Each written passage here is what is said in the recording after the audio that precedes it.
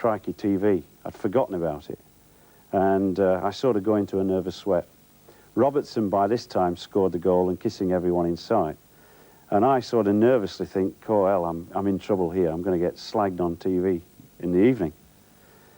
The referee, because I've got the flag in the air, has given the goal. And as he comes up to the halfway line, he sees my raised flag and sort of says to himself, oh, no. And I could vividly see him saying he's disallowed it. By this time, the fans behind, the Nottingham Forest fans behind me, is questioning my parentage. And I get the odd beer can and eventually get an orange hit me on the right-hand shoulder. So in some panic, I think, crikey, I need protection. So I inched gingerly down the line to this policeman sat on a canvas stool, and obviously keeping my eye on the game, I sort of go, psst, and there's no response, and I sort of out the side of my mouth say to the policeman, excuse me, and he said, what? I said, I need protection here, they're throwing things. His reply was, bugger off, that was never offside in a million years. I felt a very lonely man at that time. I bet you did. I see it's the price of appearing on television, Keith, you know, it presents its problems. And talking of television and football, I wonder what all of you out there made of the match yesterday, the start of ITV's exclusive 4-year coverage of league football. The sheer tempo of the game eliminated much of the artistry, that's true. But for incidents and talking points, I must say, I found it thoroughly enjoyable. That was great. Darton to Strachan. Duxbury. Oh, putting some nice stuff. A lovely passing movement. And McClare. And it's well saved by Southall. Hughes is going in and very, very nearly forcing it home. And Robson can take it on. The referee's doing a good job, playing some good advantages. And here's McClare with Hughes waiting in the middle and Strachan coming up fast. In for Italy and Strachan. Phil Gordon Strachan. And a cross against the post, and United so close. Here Everton with Stuart McCall. Played in for Sharp. He let the dummy go for Cotty.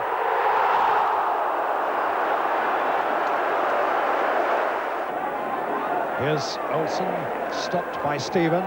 Blackmore taking it up again. Hughes on the far side.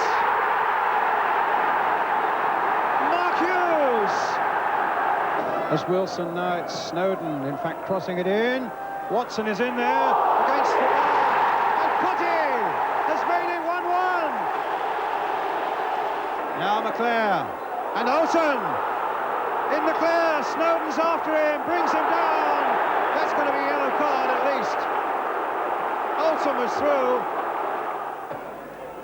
Cross is in there again. O'Brien winning it first. McClare, can he just touch it on for Hughes? Inside his own half and he's onside.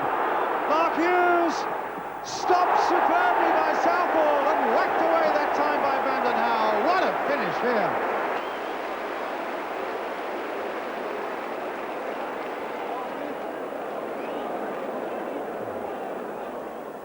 Yes, honours even, 1-1. I am going to ask Keith Hackett whether Ian Snowden should have been sent off for that. But first, a quick word from Bob Scott, who's a football fanatic, just a general sports fanatic, it's fair to say. That's true. Did you enjoy the match? I thought it was wonderful. I mean, it was very interesting to watch such a fast game, realising how fast defenders have to be. I mean, it was a game where if a defender was slow, the ball was taken straight off him. And one tends to think of, you know, slow, lumbering, big lads, but they had to move bloody fast last night. It was good stuff, wasn't it? It was wonderful. I wish you were a critic, Bob. Had enough of those guys, I can tell you. Right, Hackett? I think, first of all, one's got to get the temperature of the game. It's fast, it's furious. From a referee's point of view, he's got to be thereabouts all the time. They're super games to referee. Here the referee's got a problem in that he's got to make a very quick judgment.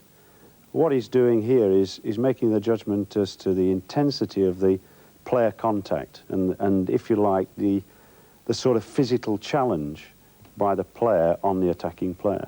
And from that, the judgment is that if, in the view there's gone, obviously create the foul, no real physical sort of challenge in the sense of wanting to do injury. Wasn't malicious. Wasn't malicious, then he's going to caution, as he did, for that particular But 2 years ago, that would have come under the umbrella of the professional foul.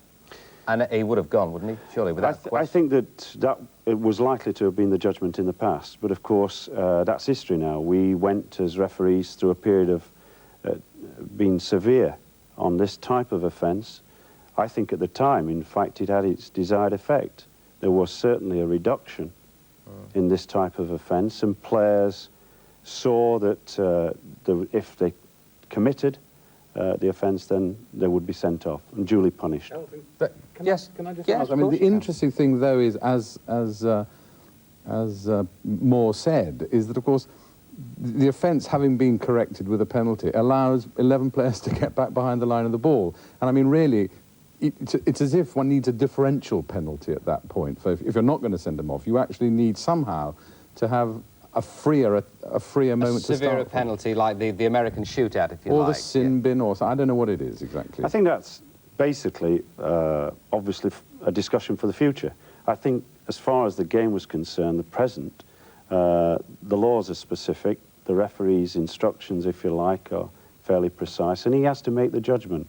And he made the judgment yesterday that, in his opinion, the player who committed the offence had committed an act of ungentlemanly conduct and was duly cautioned. I think referees cannot change the laws of the game as they're written. Certainly, one is looking at that situation. 2 years ago, I think we had a reduction. By taking the severe penalty, we had a reduction. All right, that's fair comment. So, in fact, Bob's point a good one. We need to look at that, but not now. Yes. We haven't got until 5 o'clock in the morning. Yeah. So everyone's had their say about the match. Bob, Keith, the papers. Clive? Well, I've just composed this letter, actually, see what you think. Dear Sir, I wish to complain in the strongest possible terms about ITV's decision to screen the brutal, premeditated assault that so scarred and defiled the image of England's national game and brought into question the ethics and indeed the future of televised football. I refer, of course, to the cowardly attack on Brian Robson by DJ Bear shortly before the kickoff. No wonder Robson's manager was so incensed. Now, I appreciate that only a small minority of the Bears that are attending Football League matches these days are hooligans, and that detection becomes a major problem for the police when they masquerade as pandas. But in the absence of national conscription and with £44 million to spend, a slow-motion replay would have at least highlighted the knock-on effect of the watching referee's failure to deal with the felony and all that followed. DJ Bear's villainy served to grab the popular newspaper headlines and deflect media attention away from the match itself, and the many memorable moments such as the expertly timed lunge with which Ian Snowden checked Jesper Olsen, a piece of judgment and professionalism with which every football manager in the country would have been delighted. Yours, etc. I hope he's not sending that to me. I tell you what, Keith, the Bear had to go, didn't he? No doubts about it. Red card, straight off. Never work with animals and kids. We're going to take a break now. After that, we'll be looking at Manchester's bid to stage the 1996 Olympic Games, and there's our rodeo. We'll be back.